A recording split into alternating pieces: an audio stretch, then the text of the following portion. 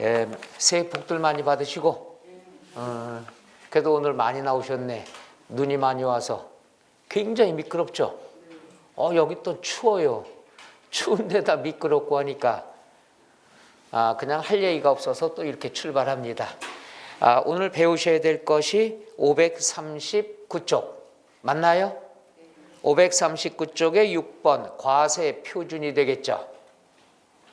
자, 준비됐나요? 맞아요 여기?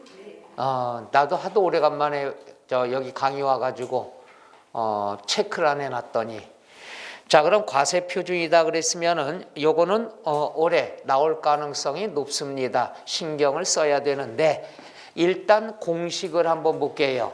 공식은 뭐가 있느냐? 과세 표준 곱하기 세율. 그러면 뭐가 나온다? 산출세액이 나오겠죠. 그러면 산출세액, 세금을 산출하기 위해서 어떤 금액을 과표로 잡아야 되느냐? 이게 포인트죠. 그럼 간단합니다. 취득세는 뭐가 된다? 취득 당시에 가액. 등록면허세는 뭐가 되느냐? 등록 당시에 가액이 되겠죠. 취득세니까 취득가액이 과세표준이다. 그러면 요게 10억에 샀다. 그러면 10억대로 신고하면 된다는 얘기죠.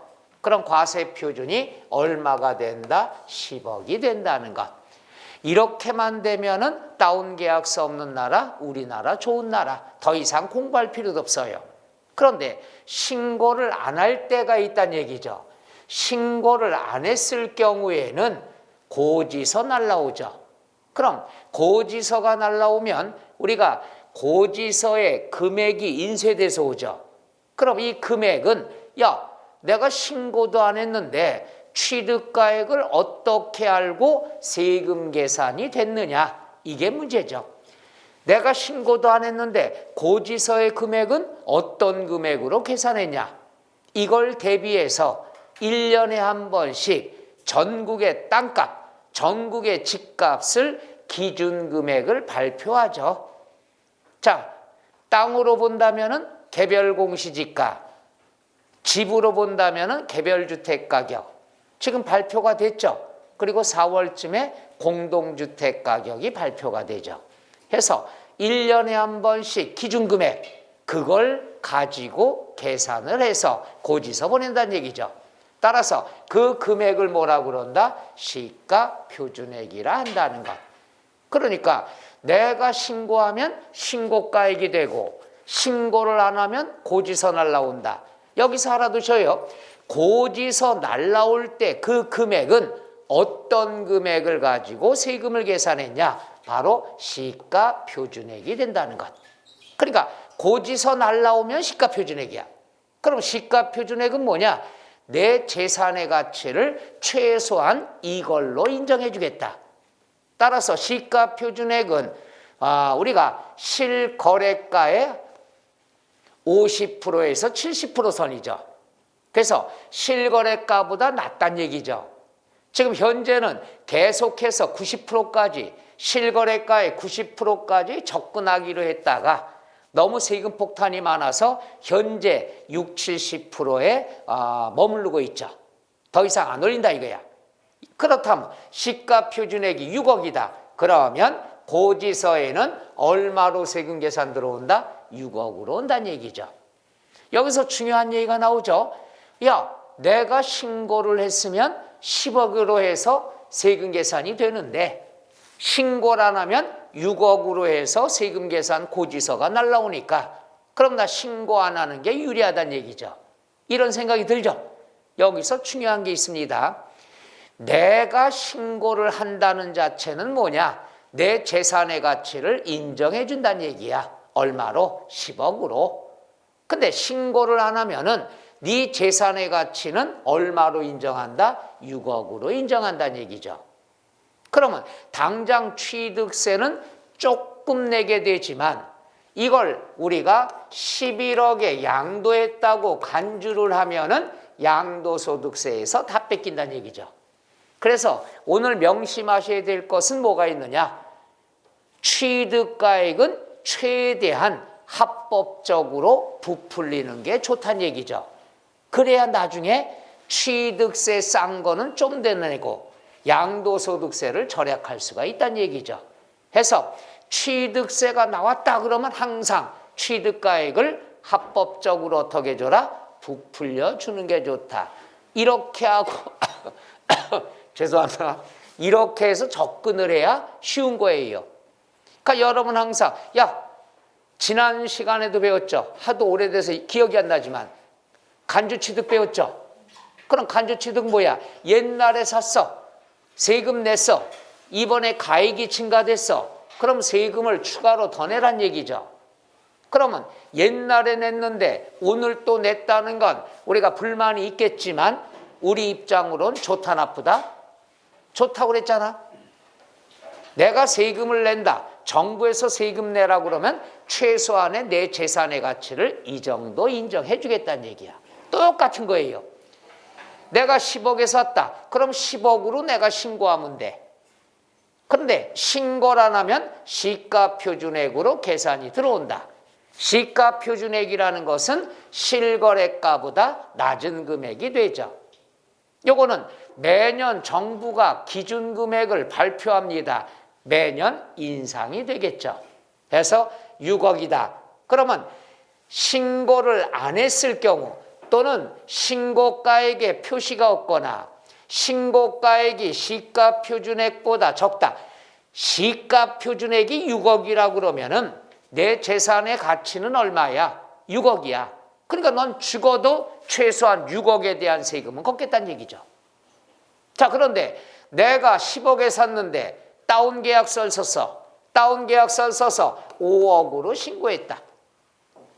5억으로 신고했지만 내 재산의 가치는 얼마로 인정받았어? 6억. 그러면 시가표준액과 비교해서 큰 금액을 인정을 해준다는 얘기죠. 많이 걷겠다는 얘기죠. 따라서 신고가액이 시가표준액보다 적을 경우에는 시가표준액을 인정한다. 그러니까 시가표준액이라는 건 뭐냐? 이렇게 이해하면 편해요. 내 재산의 가치. 요게 시가표준액이야. 그러니까 얘보다 적게 신고하면 뻥이야. 인정 못해.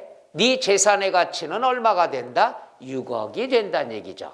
그래서 아무리 다운계약서를 썼다 하더라도 네 재산의 가치는 최소한 6억이다. 요 기준금액을 뭐라 그런다? 시가표준액이 된다. 요거는 오늘 배우죠. 등록면허세 때 또 배우고 재산세 때 또 배웁니다. 시가표준액의 뜻을 꼭 알아둬야 돼요. 시가표준액은 뭐냐? 정부에서 인정하는 내 재산의 가치를 뭐라 그런다? 시가표준액이라 한다. 그러니까 시가표준액이 6억이다 그러면 내 재산의 가치는 얼마로 인정해? 6억. 최소한 6억에 대한 세금은 걷겠다. 이런 뜻이 되겠죠. 바로 그래서 취득 당시의 가액이다. 근데 신고 안 하면 뭐가 된다? 시가표준액이 된다. 그 다음 연부. 연부는 할부를 뜻하는 거예요. 지난 시간에도 배웠죠. 할부는 계약서를 씁니다. 두 가지 배웠어. 자, 1억이다. 이건 약정금액이죠. 매년 1월 25일 날 주기로 하다. 약정일이죠. 세법은 약정된 건 인정을 안 해. 왜? 깨질 수도 있으니까. 자, 1억을 주기로 해서 매년. 그런데 2022년에 경기가 나빠서 7천만 원만 줬다. 그럼 요 놈이 취득액이 되는 거야. 과세표준이 되는 거야. 그 다음에 1월 25일 날 주기로 했다. 근데 경기가 안 좋아서 2월 5일 날 줬다. 그럼 요 날이 취득일이 되는 거죠. 그래서 연부는 약정액, 약정일자 필요 없습니다. 사실상 지급액을 얘기한다는 것. 사실상 지급액이다. 끝. 바로 이게 제일로 여러분 알아둬야 될 게. 무조건 신경 써야 돼. 간단해요. 자, 취득세는 취득 당시의 가액이다. 연부는 연부 금액이다. 그러나 신고를 안 하면 고지서 날라오는데 고지서에는 어떤 금액으로 세금 계산이 들어온다? 시가표준액이다. 끝. 이러면 되겠죠. 그 다음에 뭐가 있냐? 사실상의 취득가액이다. 이건 뭐 큰 어려움이 없습니다. 사실상의 취득가액이다 그랬으면은 글자 그대로 취득가액이 노출이 된 거야. 보세요. 국가로부터 취득을 했다. 국가로부터 샀으면 1억을 줬다. 그럼 내가 얼마를 입금시켰나? 정부가 알아요, 몰라요? 국가 걸 내가 샀어. 얼마? 1억에. 그럼 국가는 나한테 1억을 받아야 되겠죠? 거꾸로 얘기하면 국가는 자기가 얼마 받았는지 알아, 몰라? 아, 몰라요? 왜 이렇게 불안하지 오늘? 그럼 국가가 1억을 받고 팔았어. 그럼 국가가 1억 받은 거 알죠? 그게 바로 뭐가 돼? 취득가액이 되죠. 그 다음에 외국에서 수입을 한다. 우리가 수출하면은 수출 신고해야 돼. 수입하면은 수입 신고해야 돼.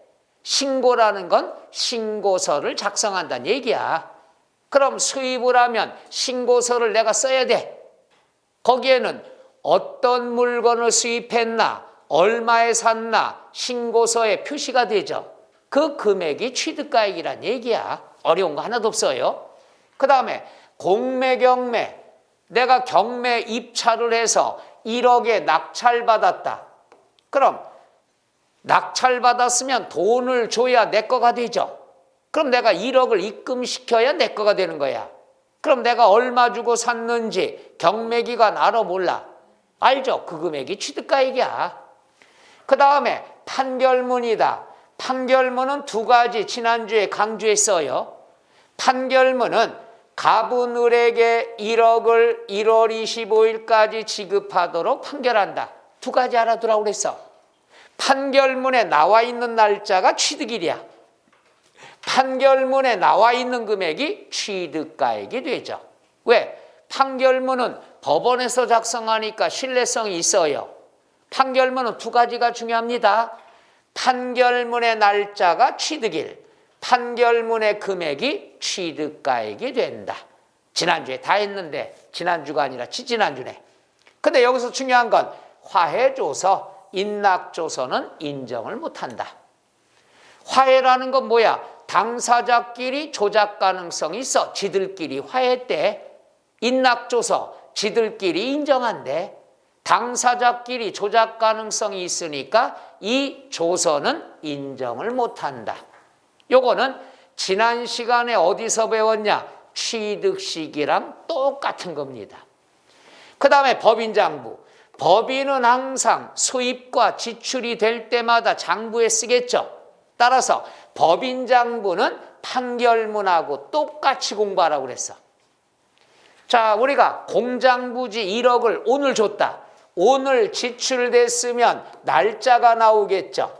그 다음 1억 나오죠. 판결문의 내용처럼 법인장부도 거짓을 쓰면 안 돼요. 따라서 장부에 나와 있는 날짜가 취득일이 되고 장부에 나온 금액이 취득가액이 된다는 것.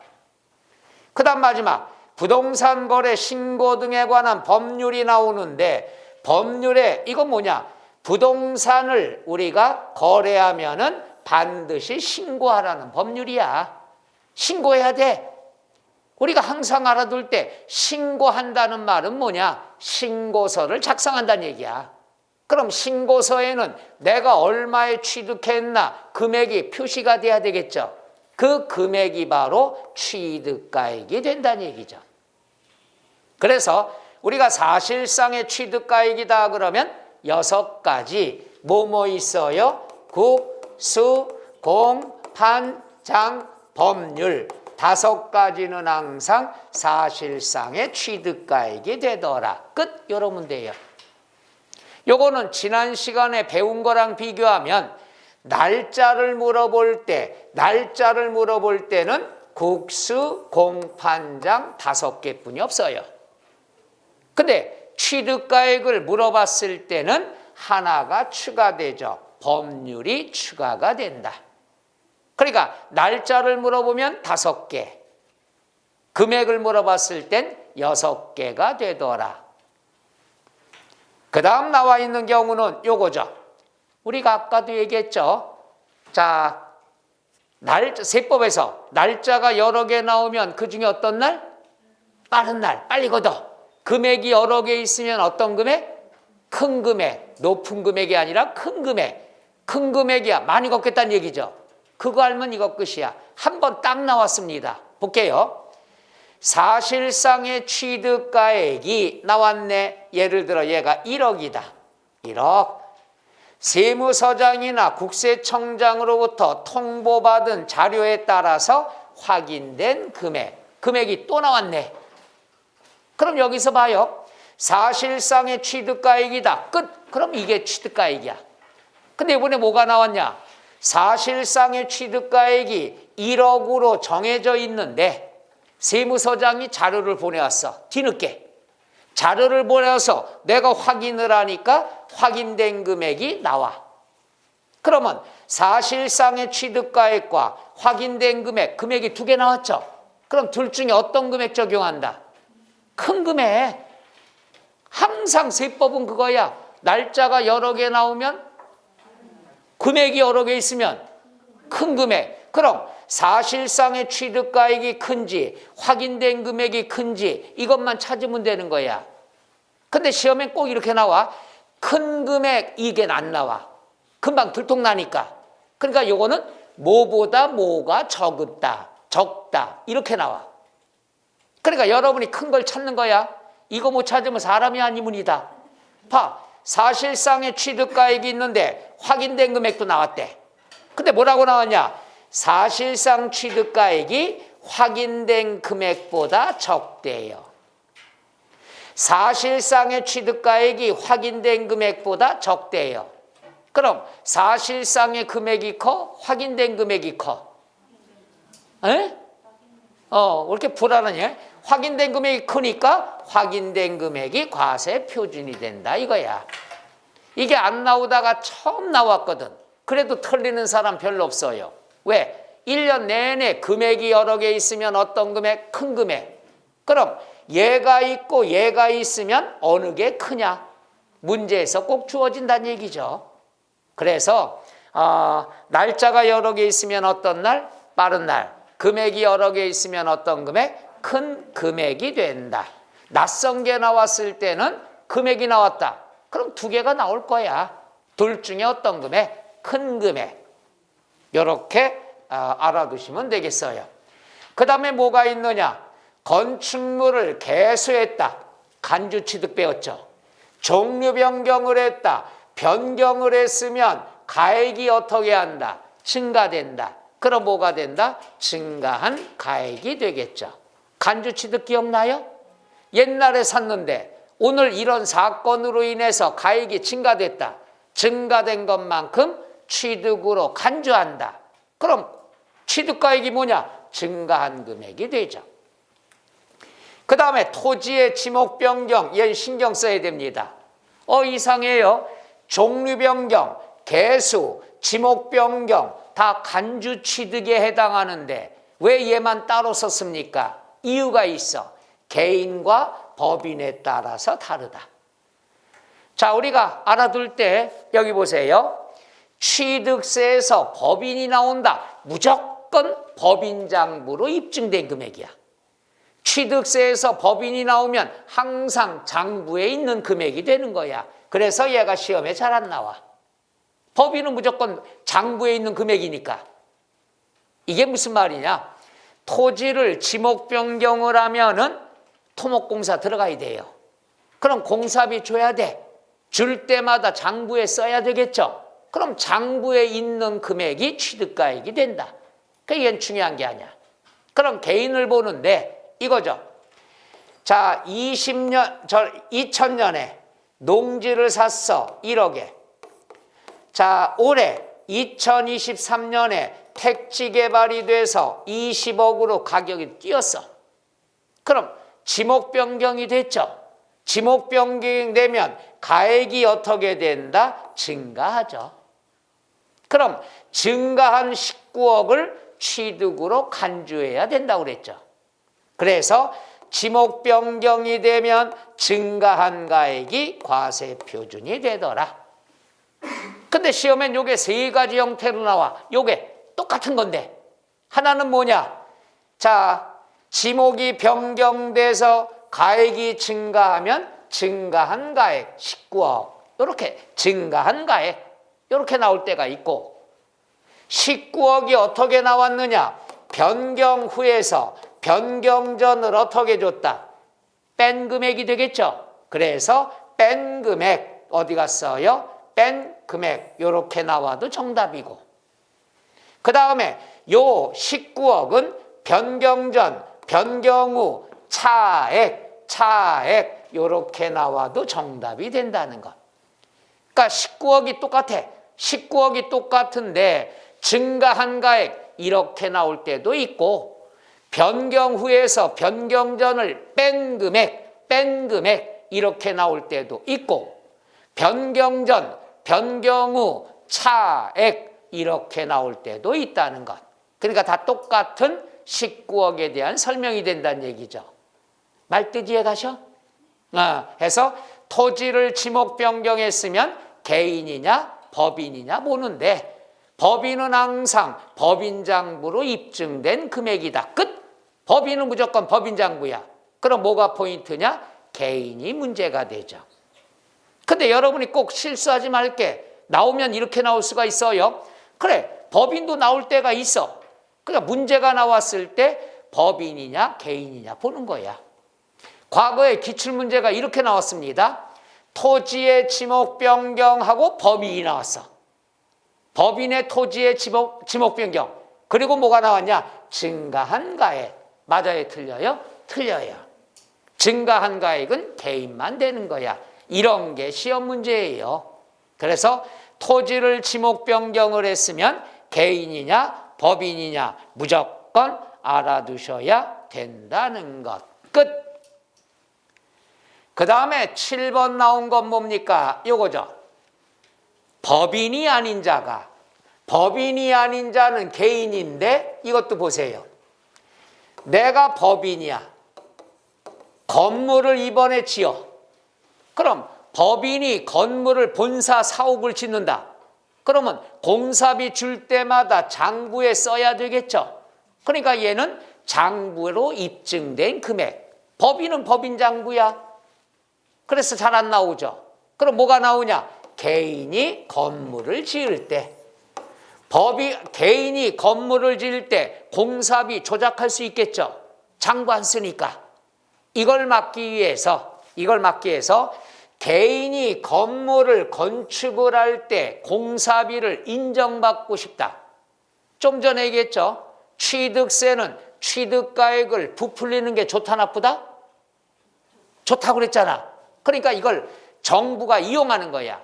야 개인아, 너 건물을 지을 때 공사비 들어간 거 인정받고 싶지? 인정받고 싶으면 조건을 겁니다. 조건이 뭐냐?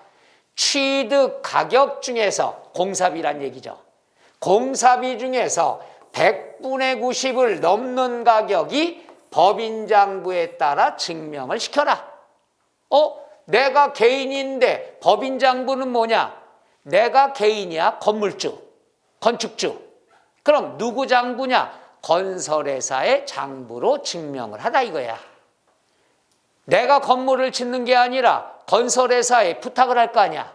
그럼 공사비 줄 때마다 우리가 법인은 상대방 건설회사는 장부에 쓸 거 아니야. 얼마 받았다, 며칠에 얼마 받았다. 그럼 그거 일러라 이거야. 일르면은 너한테 취득가액을 부풀릴 수 있게 해줄게. 그러니까 공사비 조작할 수 있기 때문에 공사비 중에 100분의 90을 넘는 금액을 뭐 거의 다죠. 이걸 건설회사 장부를 일러라. 그럼 너한테 혜택을 해주겠다. 법인장부로 증명된 건 다 인정해줄게. 애계하니까 장부에는 없어도 계산서라든가 증빙자료가 있으면 이것도 인정해주겠다.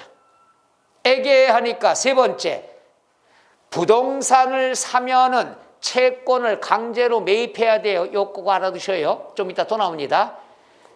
부동산을 취득하면 채권을 강제로 사야 돼. 그럼 채권을 갖다 500만 원에 샀다. 500만 원에. 요거는 만기까지 갖고 있어야 받을 수 있는 원금이자 합계예요.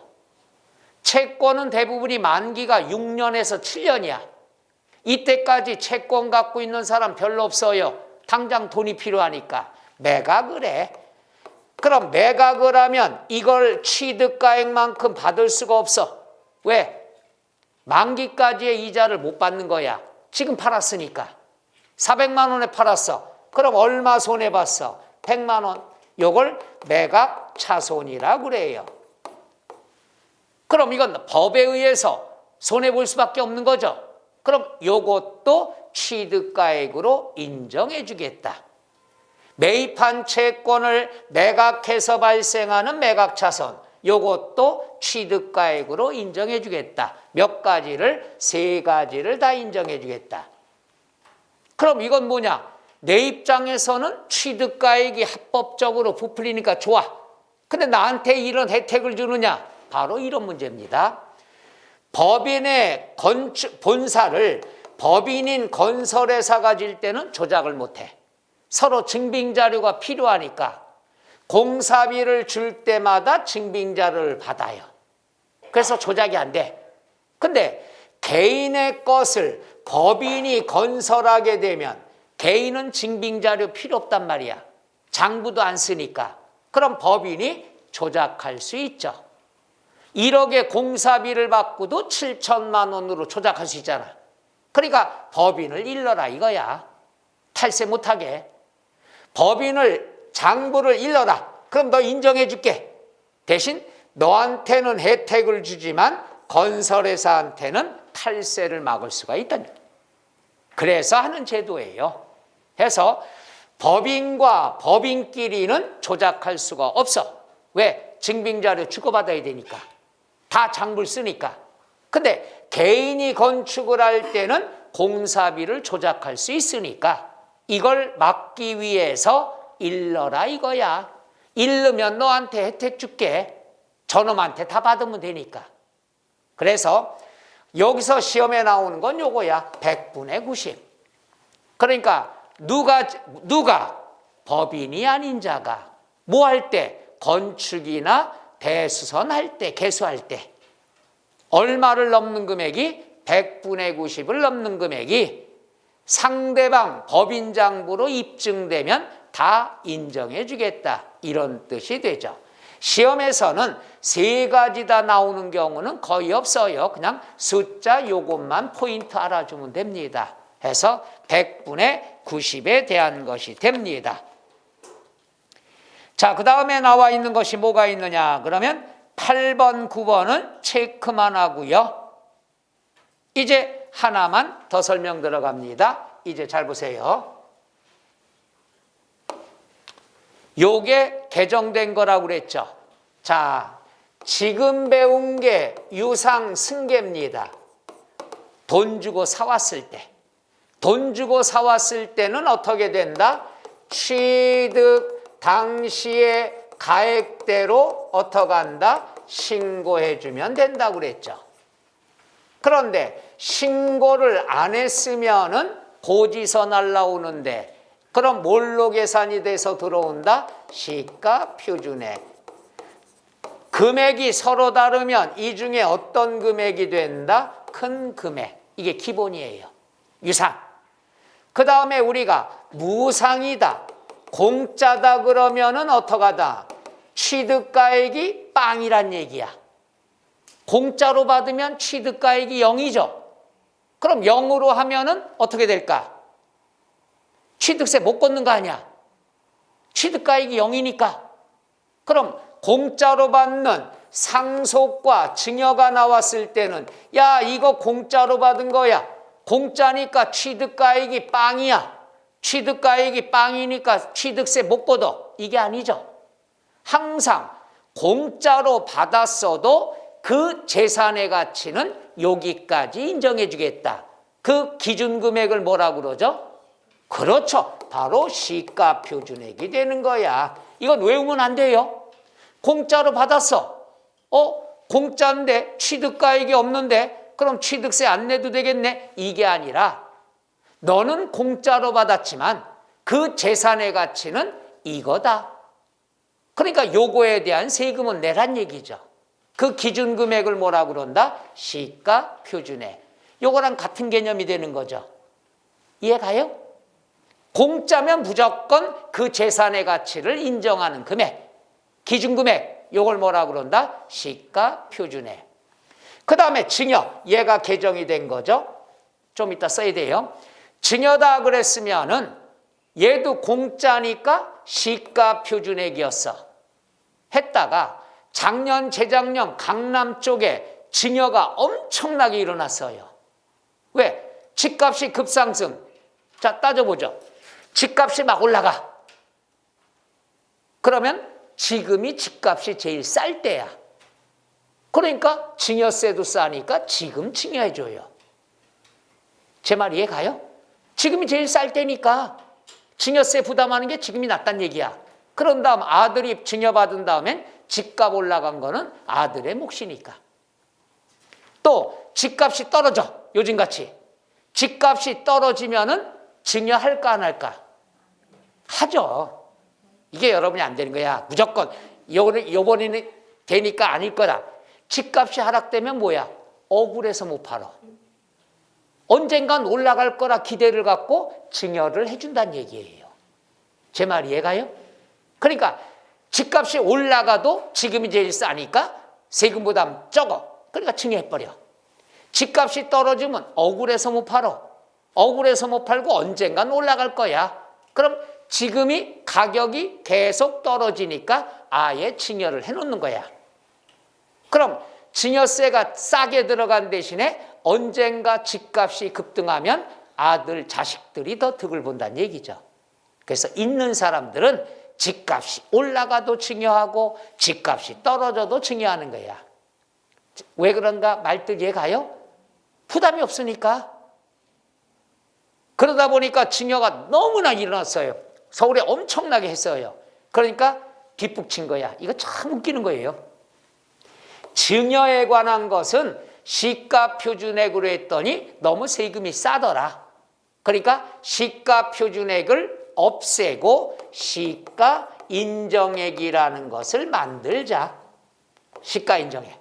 그래서 2023년도 1월 1일부터는 증여만큼 개정이 됐어. 너무나 증여가 빈번하게 일어나 이걸 무주택자한테 매물로 내놔야 되는데 가족끼리 주고받는 거야. 이걸 억제하자. 세금을 많이 내자. 시가 인정액을 적용합니다. 과세표준. 여기에다 세율을 곱하는 거야. 그럼 시가 인정액은 뭐냐? 실거래가보다는 좀 떨어져. 그러나 시가 표준액보다는 비싸. 중간치가 시가 인정액이야. 그럼 시가 인정액은 네 가지만 알아두면 돼. 첫째, 매매, 사례, 가액으로 처리해라. 매매, 사례, 가액이다 그럼 뭐예요? 실거래가에 근접한다는 얘기야. 그 다음에 뭐가 있느냐 그러면 감정가액. 그러니까 다 시가 표준액보단 비싸다는 얘기야. 그 다음에 뭐냐? 경매, 공매가 됐으면 경매, 공매 가격으로. 그 다음에 마지막으로는 유사한 매매 사례가액으로 적용을 하자. 그래서 증여만 올해 강화가 엄청 됐습니다. 취득세에서 증여만 강화가 돼서 상속은 그대로야. 왜 그러냐면 상속과 왜 차이를 두냐? 상속은 계획적이야, 우발적이야? 우발적이니까 어쩔 수 없어 인정해줘. 근데 증여는 뭐야? 계획적이야. 계획적으로 가족끼리 주고받는 거란 얘기죠.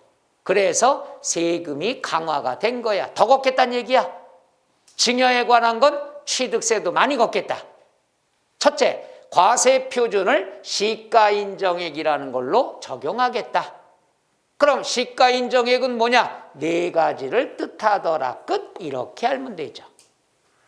올해부터 시행하니까 시험에 나올 만하다. 그럼 이렇게 나올 수 있죠. 네 개야. 시험은 오지선다인데. 그러면 1, 2, 3, 4, 5 이렇게 나오죠. 답이 몇 번? 5번. 문제가 뭐냐? 시가 인정액으로 볼 수 없는 것은 이렇게 간단히 나오겠죠. 그래서 증여에 대한 취득세는 강화가 됐다. 시가 인정액이라는 것을 단어를 알아둬야 됩니다. 끝! 이러면 되겠죠. 자, 그 다음에 이제 여러분이 갖고 있는 교재 540쪽 540쪽에 보면은 양괄호 4번 취득가액에 포함 나와 있죠. 자, 취득가액에 포함하는 것 계산 문제도 나오니까 우리 한번 신경 써야 되겠죠. 자, 보세요. 우리가 취득가액은 항상 합법적으로 부풀리는 게 좋다 나쁘다? 좋다. 그럼 취득가액에 포함하는 걸 알아둬야 된다는 얘기야. 합법적으로 포함한다는 얘기죠. 포함하는 게 있고 제외되는 거 있지만 두 가지 다 공부하고 섞어놓으면 그놈이 그놈 같아. 한 놈만 패.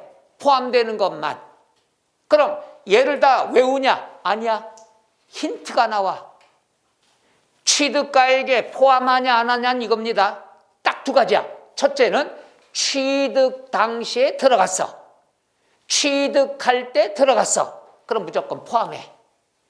취득 이후에 추가로 발생했어.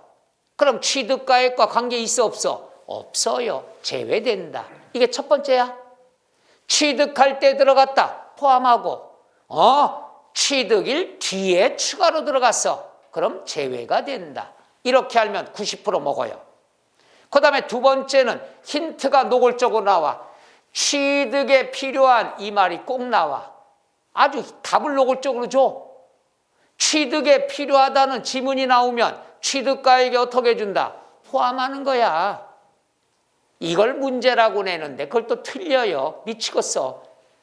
취득에 필요해. 필요하니까 포함시키는 거지. 제 말 이해가요?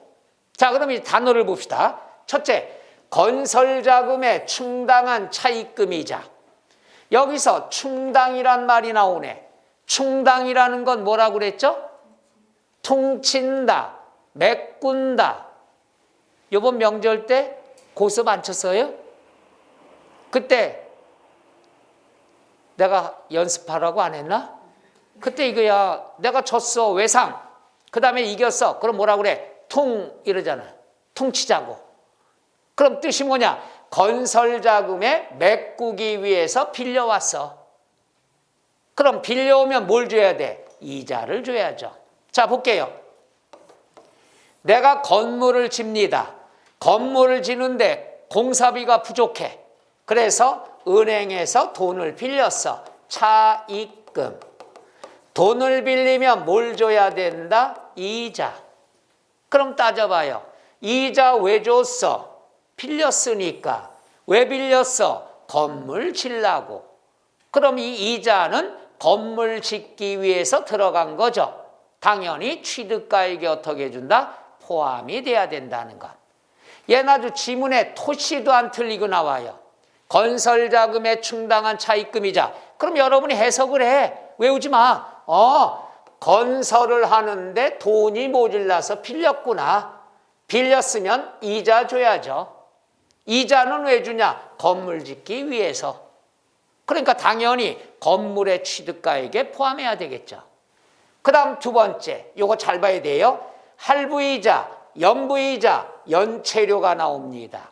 얘는 양다리 걸쳐요. 자, 보세요. 연부이자, 할부이자, 연체료 따져보면은 개인이냐, 법인이냐가 달라요. 외울 거 없어? 법인은 사업을 하는 거죠. 사업하는 사람은 자금이 부족할 때 있어.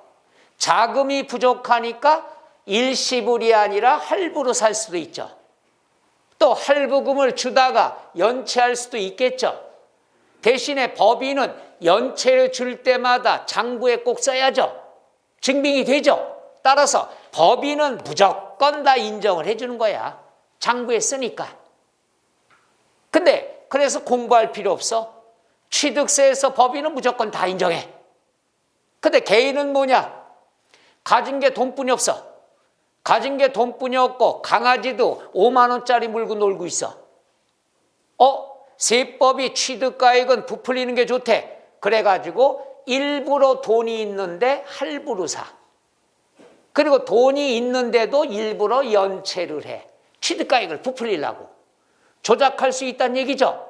이걸 막기 위해서 연부이자, 할부이자, 연체료. 연체료만 공부해도 돼요. 연체료는 법인은 인정을 한다. 무조건. 그러나 개인은 인정할 수 있다, 없다? 없다. 그래서 연부이자, 할부이자, 연체료가 나왔을 땐 꼭 문제에서 개인이 주어집니다. 법인은 잘 안 나와. 개인이 나왔으면 포함한다, 제외한다? 제외한다. 그 다음에 미리 또 설명할게요. 여러분이 그 교재에서 동그라미 7번 중개보수도 공인중개사에게 중개보수도 연체료와 똑같습니다. 우리가 법인은 중개보수 줄 때마다 장부에 쓰겠죠. 그러니까 거짓을 쓸 수 없어. 근데 개인은 조작할 수 있죠. 왜? 내 지인이 공인중개사야. 내 지인이 공인중개사인데 꼬시는 거야. 야, 세법이 얘기하는데 취득가액 부풀리는 게 좋대. 그러니까 중개보수를 좀 과대 뻥튀기해서 영수증 하나 끊어줘. 취득가액에 포함시킬게. 조작할 수 있다는 얘기죠. 그래서 얘들도 법인은 인정하지만 개인은 인정할 수 있다, 없다? 없다가 되죠. 시험에 양다리 걸치는 게 중요한 겁니다. 그 다음에 이제 뭐가 나오냐? 농지보전 부담금이 나오는데 부담금이라는 말하고 친해져야 돼. 자, 부담금이라는 것은 법에 의해서 강제로 부담하는 거죠. 법에 의한 거는 다 인정해 준다 이게야. 따라서 부담금은 법에 의한 거니까 강제로 부담하는 거니까 항상 취득가액에 포함한다. 요거는 양도소득세에 또 나와. 뭐가? 재건축 부담금이 나옵니다. 미리 공부해요. 뭐 이건 다 아실 거예요. 재건축하면 얼마의 자비 부담이 있다는 거. 근데 그러고 공부할 거 없어. 부담금이라는 단어만 찾으면 돼요. 아, 부담금은 법에 의해서 강제로 부담하는 거니까 법에 의한 건 다 인정해 주겠다는 얘기죠. 그 다음에 여기 나왔네. 취득에 필요한 이 말이 나왔어. 용역비가 뭐고 수수료가 뭐고 몰라도 돼. 취득에 필요하니까 당연히 어떻게 해줘라? 포함시켜야 되는 거죠. 그 다음에 요거 많이 나오는 거. 취득대금 이외에 당사자 약정에 의한 조건부담액이 나오죠. 취득대금은 따로 있어. 이거 이외에 나 이 정도 부담을 해줘야 된다라고 약정한 금액. 이건 내가 쉬운 말로 뭐라고 그랬냐? 짜장면 배달료. 일요일 날 내가 배가 고파요. 짜장면 시키려고 그러는데 배달의 민족 이런 데 싫어. 직접 동네 중국집에다 전화하죠. 사장님 짜장면 한 그릇에 얼마예요? 예, 홀에서 먹으면 5,000원. 배달하면 배달료 1,000원에서 6,000원입니다. 조건이 나왔어. 그럼 그 얘기를 듣고 나는 그럼 사장님 짜장면 하나만 보내주세요.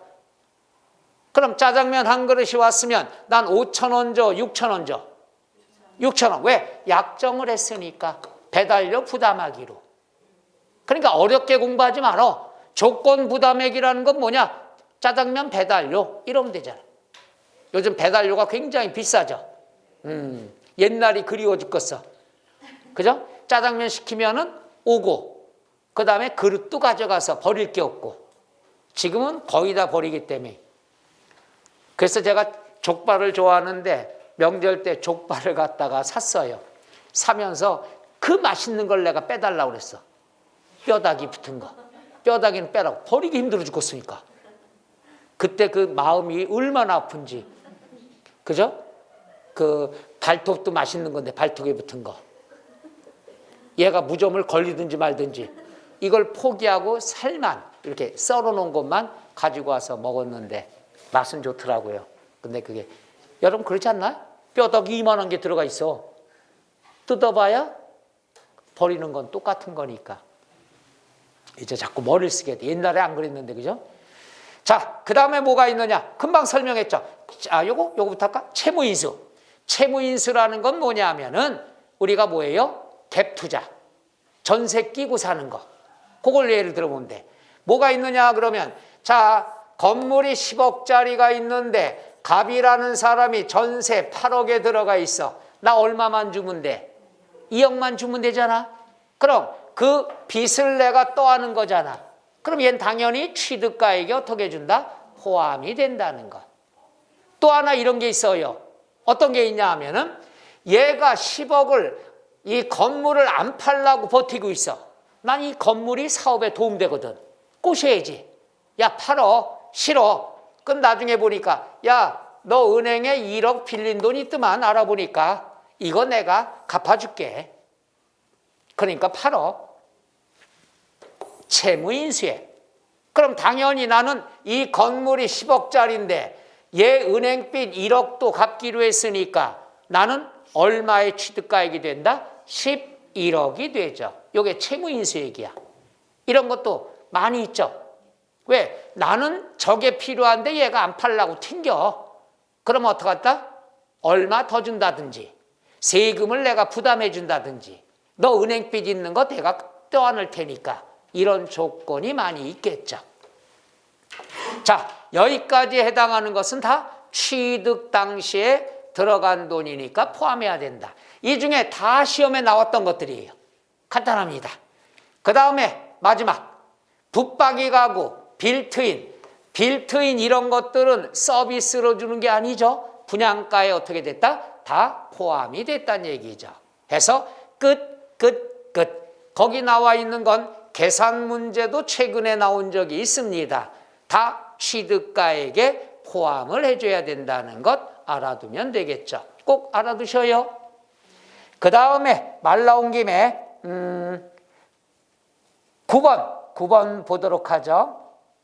8번은 뭐 됐고요. 9번 일괄취득 밑줄 일괄취득이라는 것은 뭐냐 하면은 한꺼번에 산 거야.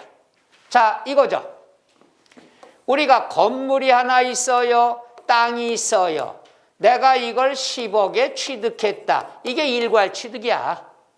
건물 따로, 토지 따로 산 게 아니라 한꺼번에 통틀어서 10억에 샀다. 10억에 산 건 알지만 건물에 관한 게 얼마인지, 토지에 관한 게 얼마인지 알아요, 몰라요? 알아요? 대단해요. 일괄이라는 말 뜻이 뭐야? 한꺼번에 샀다는 얘기야. 그럼 한꺼번에 산 건 알지만은 건축물의 가격이 얼마인지 땅을 얼마 쳐준 건지 모른다는 얘기야. 그럼 요 10억 안에는 두 가지 금액이 포함된 거죠. 그럼 요걸 몇 번 나눠줘야 돼? 2번 나눠줘야 취득가액을 나눠줄 수가 있겠죠.